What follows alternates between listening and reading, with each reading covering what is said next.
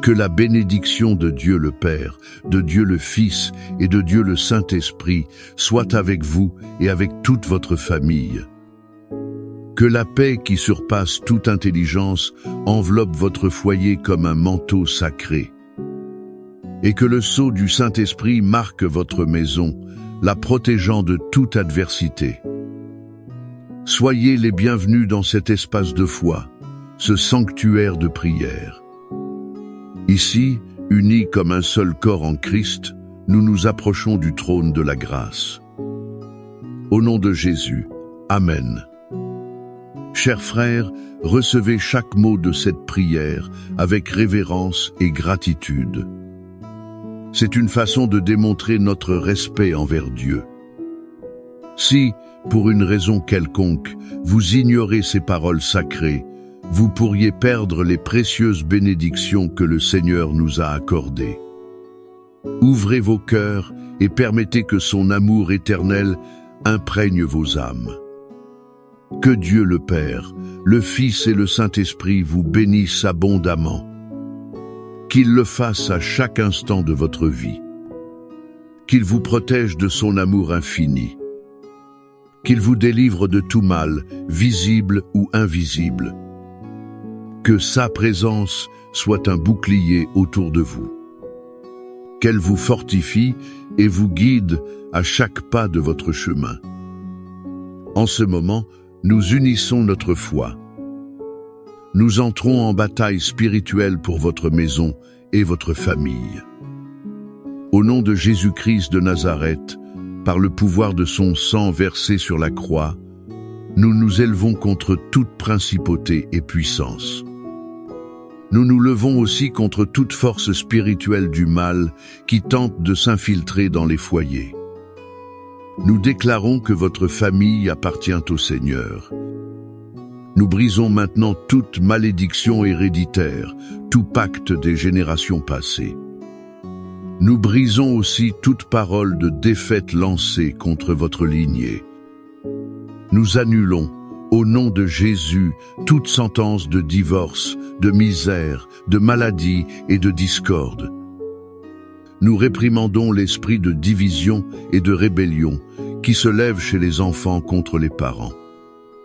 Nous réprimandons aussi l'esprit d'amertume qui s'installe dans le cœur des conjoints.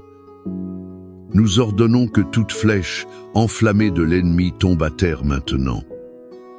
Celles-ci ont été lancées pour détruire la paix, l'union et la prospérité de votre famille. Nous réclamons le sang de Jésus qui purifie, protège et scelle chaque porte. Il scelle aussi chaque fenêtre et chaque membre de votre maison. Nous déclarons que votre maison est un territoire saint. Elle est gardée par les anges du Seigneur. Aucun mal ne vous arrivera. Aucune plaie n'approchera de votre tente. Nous proclamons la victoire du Christ sur votre mariage, sur la vie de vos enfants. Elle est aussi sur vos finances et sur votre santé. Là où il y avait la discorde, nous libérons la paix. Là où il y avait la tristesse, nous libérons la joie du Seigneur. Là où il y avait le manque, nous libérons la provision du ciel. Votre famille est sous la protection du Très-Haut. Les portes de l'enfer ne prévaudront pas contre elle. Maintenant, calmez votre cœur. Laissez de côté un instant la guerre et le combat. Venez reposer sur les genoux du Père. Je veux vous inviter à vous plonger avec moi dans l'une des histoires les plus touchantes de toute l'Écriture. C'est un récit qui révèle le cœur de notre Dieu, la parabole du Fils prodigue que nous trouvons dans Luc, chapitre 15. Imaginez la scène. Un père, deux fils. Le plus jeune, impatient et égoïste, vient trouver son père. Il lui demande sa part de l'héritage. Quelle demande douloureuse! En d'autres termes, il disait « Père, pour moi, tu es déjà mort. Je veux ce qui m'est dû de droit. Je veux vivre ma vie loin de toi. » Le père, le cœur brisé, mais respectant sa décision, lui accorde sa demande. Le jeune homme part pour une terre lointaine. Là, il gaspille tout ce qu'il possède dans une vie d'excès. Il cherche le bonheur dans les plaisirs du monde, mais il ne trouve qu'un vide de plus en plus grand. Quand l'argent vient à manquer, la famine survient. Il se retrouve au plus bas, gardant des porcs. Il désire même manger leur nourriture. C'est dans ce moment de désespoir et d'humiliation totale qu'il revient à lui. Il se souvient de la maison de son père. Il se souvient que même les serviteurs de son père avaient du pain en abondance, tandis que lui mourait de faim. Il prend alors une décision: je vais retourner chez mon père. Mais voyez, il ne revient pas en exigeant ses droits. Il revient humilié, avec un discours de repentance préparé. Il est prêt à être traité comme un simple serviteur. Pendant ce temps, que faisait le père? La Bible nous donne un indice émouvant. Elle dit que alors qu'il était encore loin, son père l'aperçut. Cela nous montre que le père n'a jamais abandonné. Chaque jour, il montait sur la terrasse. Il regardait l'horizon, attendant et désirant ardemment le retour de son fils. Ce père n'avait pas une liste d'accusations à la main. Il ne préparait pas un sermon. Son cœur était rempli de nostalgie, d'amour et de miséricorde. Et quand il voit son fils, sale, en haillons, une épave humaine, il n'hésite pas. Il court. Il se jette au cou de son fils, l'embrasse et le serre dans ses bras. La fête, la joie, la restauration sont immédiates. Le fils ne peut même pas terminer son discours de repentance.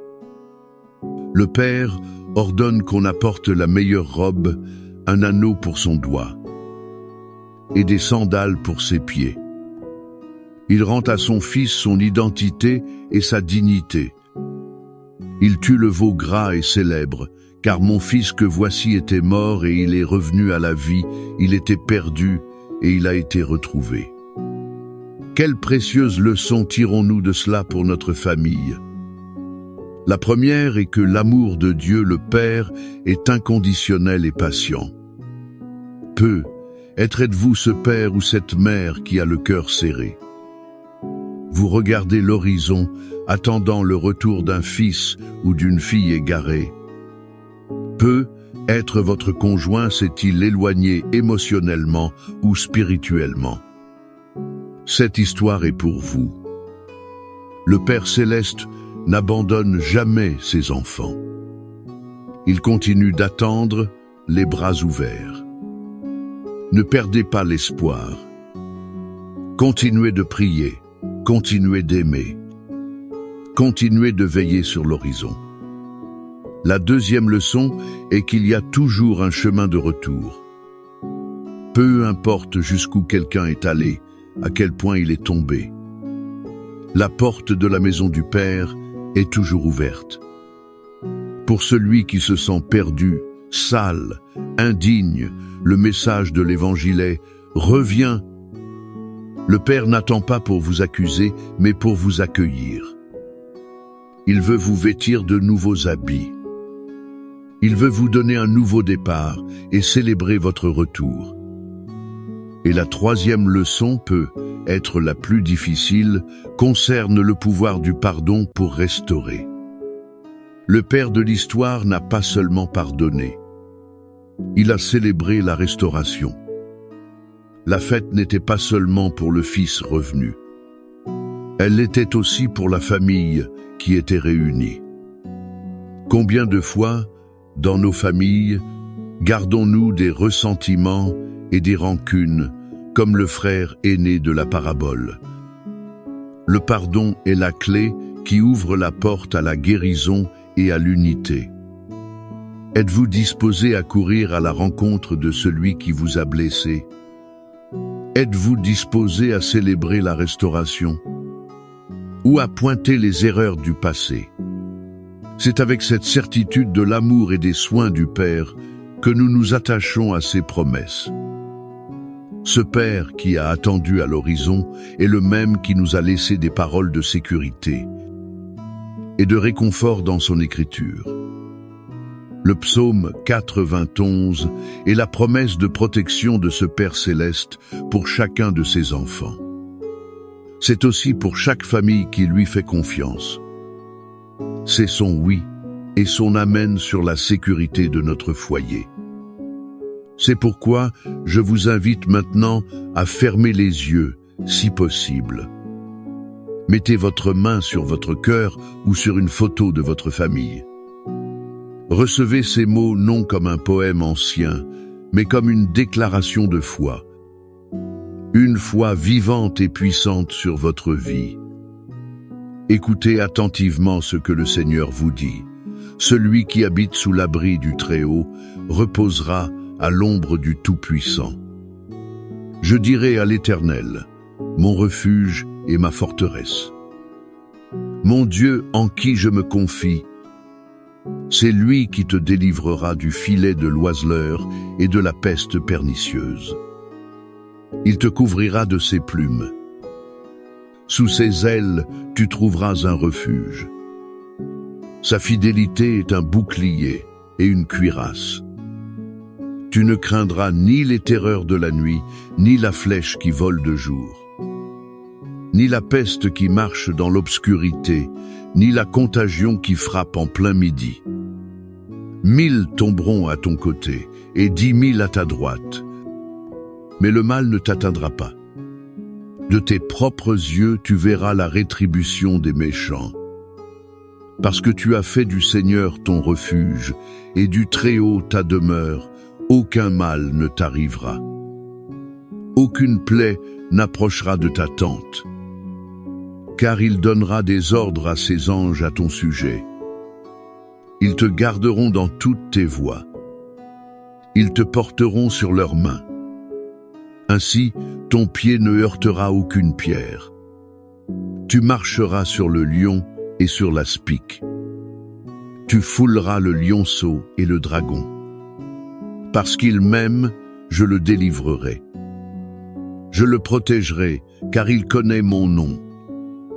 Il m'invoquera, et je lui répondrai. Je serai avec lui dans la détresse. Je le délivrerai et je le glorifierai. Je le rassasierai de longs jours, et je lui ferai voir mon salut. Père aimé et miséricordieux, sur la base de ta parole et de la certitude de ton amour paternel, nous nous unissons maintenant en prière. Nous prions pour chaque famille qui écoute ce message. Seigneur, tu connais chaque cœur, chaque foyer.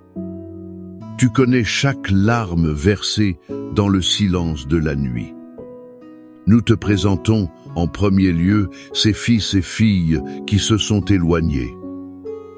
Ils sont comme le fils prodigue.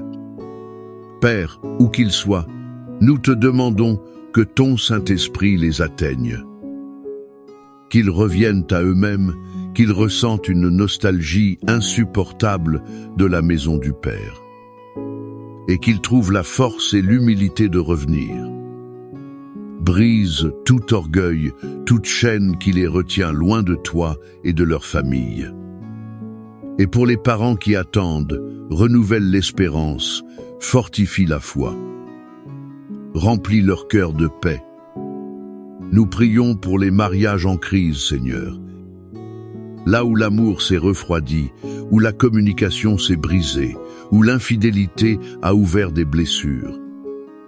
Là, nous te réclamons ta guérison et ta restauration. Déverse sur chaque couple le baume du pardon. Reconstruis les ponts qui ont été détruits. Ravive la flamme du premier amour. Unis-les à nouveau dans un seul but, sous ta bénédiction. Nous réclamons l'unité familiale. Guéris les relations brisées entre parents, et enfants. Guéris aussi celles entre frères et sœurs. Élimine toute racine d'amertume, toute envie et toute compétition. Que ton amour soit le lien parfait qui unit chaque membre de la famille. Seigneur, comme tu le promets dans le psaume 23, sois le berger de chaque foyer. Que rien ne leur manque. Pourvois à tous leurs besoins financiers. Ouvre les portes de l'emploi et multiplie les ressources.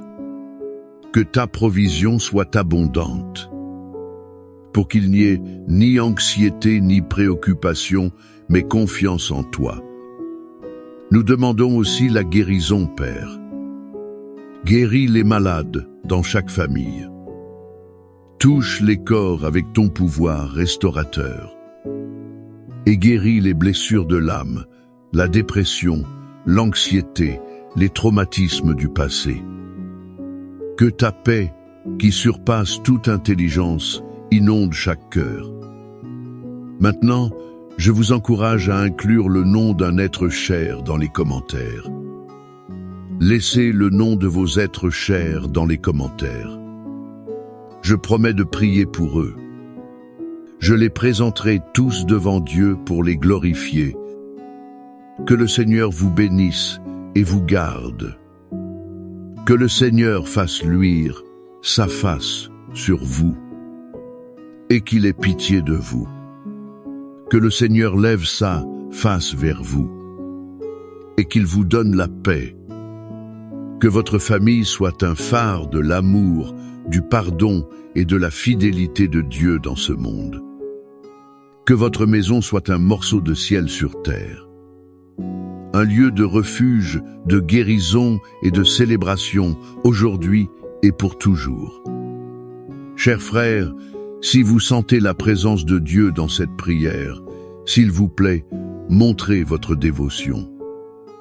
Faites-le en aimant et en partageant cette prière avec vos amis et vos proches. Permettez-leur aussi de recevoir des grâces et qu'ils soient guidés sur le chemin de la vie. N'oubliez pas de cliquer sur s'abonner pour ne manquer aucune prière puissante. Chaque jour est une nouvelle occasion de se rapprocher de Dieu. Mais rappelez-vous, si vous laissez passer cela, si vous n'agissez pas, vous pourriez rejeter les bénédictions, celles que Dieu a préparées pour vous et vos proches. Ne laissez pas la porte des bénédictions se fermer sans que vous le réalisiez. Au nom de Jésus, Amen.